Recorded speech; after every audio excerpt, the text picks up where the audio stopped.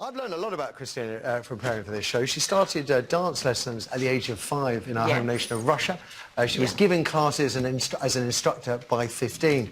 She went on to compete around the world, really, the United States, South America, across Africa, before waltzing onto our screens in 2008 as a strictly professional. Oh, God. Now, this year is the first you're not doing it? Yes, first year so of the show. Are you missing it? Well, I'm missing it, but you know what I miss the most is actually working with the other professionals. And I think this is why that sort of 2 weeks of preparation for my show with Gleb Savchenko is so important to me, because it's such a wonderful time to be in the room together with other pros and because you are about to, on Sunday, despite being a new mum, rushing here, breathlessly this morning, you're going to be doing 2 shows on Sunday. 2 shows, matinee at 3 and evening show at 7:30 at the Delphi Theatre, Okay, in London.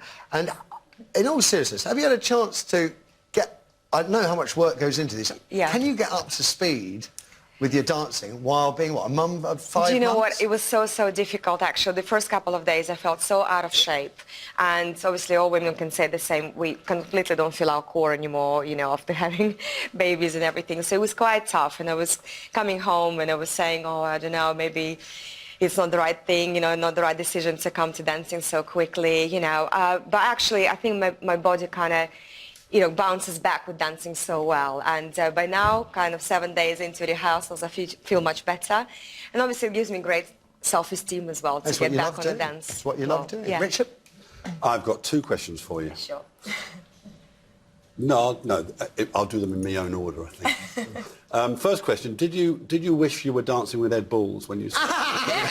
Yes, I wish, actually. Really? Well, you know, I shouldn't say like that, because I think, I saw my mum the other day, big ballet dance fan, and she said, for entertainment, he was streets ahead of everyone else. Absolutely, he was incredible. You know what, a show needs characters like that, like Ed Balls and John Sargent, obviously, because it is an entertainment show. It's not just championship, you know, ballroom dancing competition in Blackpool, Winter Garden. So we have to be entertained, and you have to have something like that, you know, someone like that who is actually just goes out there and tries his best. And he did really well. You know, he just embraced the whole Strictly spirit, and it was really great to see. I mean, I loved it. My other question is, in 2013, you partnered Ben Cohen, who is now your partner. Yes, and we have a little girl together. And you have a little girl together, and you live in Northampton. Yes. Are you planning to dance together? And dance is not a euphemism here. Are you planning to dance together? Well, he actually, just the other day, he said, oh, we should kind of dance again together, do a little bit of waltz and so on. And I said,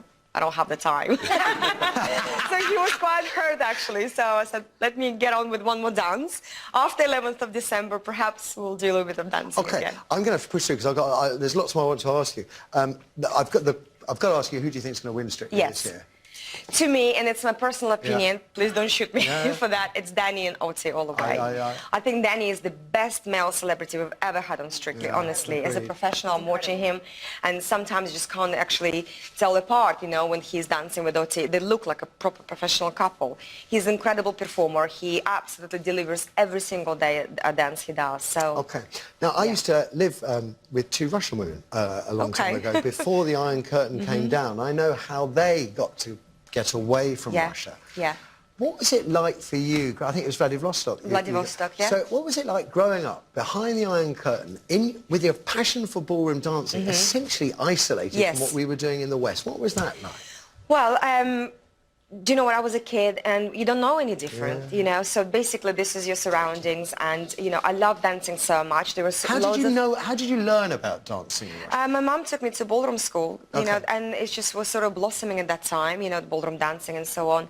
And I started competing at the age of 7. I absolutely loved it, you know, and, you know, I was really happy as a child. You know, the whole Soviet Union, I think it was more maybe difficult for my parents and the grandparents, but rather than for me, because I was just so into dancing, you know, competing, and I loved it so much. When the Soviet Union fell apart and I was about 11 years old, that's actually what really, I would say, saved me sort of in a way, because I was so focused on dancing, there was nothing else important to me. Like, my friends unfortunately went into sort of other sides of the road, gangs and so on, but for me dancing was my priority, and you know, it helped me obviously to get a job later. I started teaching at a very young age.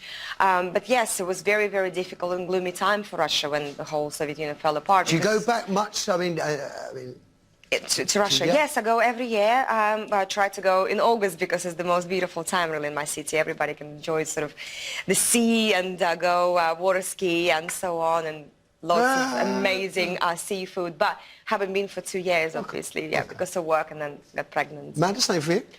Yes, I wanted to know, you had your little girl 5 months ago? 5 months ago. Wasn't the easiest of times, was it? Yes, You had a wasn't really at all. tricky labour and you came out the... But, I mean, I think all women, you read all the books, don't you? Think, oh, you're fine. Got my little birth plan. So that's going to exactly. whale music. Yes. Out it pops. Wasn't quite like that, was it? Wasn't at all like that. What all happened? the breathing exercises went out of the window, and obviously with having no pain reliever, it was really, really hard. And because Mila had a cord around her neck, it was a very long labor, and yes, it was really tough. Did it take you a while to get over it? Because I think we all, like I say, we go into that thinking it's just going to be this lovely, amazing, easy and experience. it is because I had quite a difficult one with my first one, and it does take you. It took me while. a while to get my head around the whole. Whoa, I've got to look after this thing now. You enjoying it, motherhood? I'm loving it, and it's just absolutely changed me and changed the whole sort of perspective on life, to be honest. But I must say, and I always was very honest about it, it's very difficult. Yeah, the first couple of months, absolutely. Massively.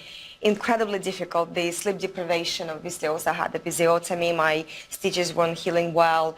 What about daytime telly? Do you see no much of telly that? at all for at least 3-4 months. It's really difficult, and I think you have to be honest about things like that. And people asking about me how I lost weight and so on. I wasn't bouncing back into my skinny jeans after 2 weeks. It's just impossible. Do you know, I can't. I have no idea what it must be like to be a woman, but as a man reading the headlines that women have to digest about losing their baby weight. I mean, it's like watching some kind of new wave of fascism. It's absolutely It's quite obscene. refreshing when you hear people like Kristina say, terribly difficult. It took me about a year to get rid of mine. Yeah, and it's really hard. I think with breastfeeding it helped a little bit. And just last month I started going to hot yoga because I love it. And actually that really helped me too. Can I just go back to work briefly? Yeah. There was rumours, I think they've been in print, you've been approached by X Factor to choreograph. Is there anything in that? Well, no. Oh, No, every time I go to X Factor, actually, I'm good friends with Sunita. There's some story appears in the paper that I'm going to do some sort of work with Simon Cowell. We had conversations. We did talk about a few projects together, but as of right now, it's no. Okay.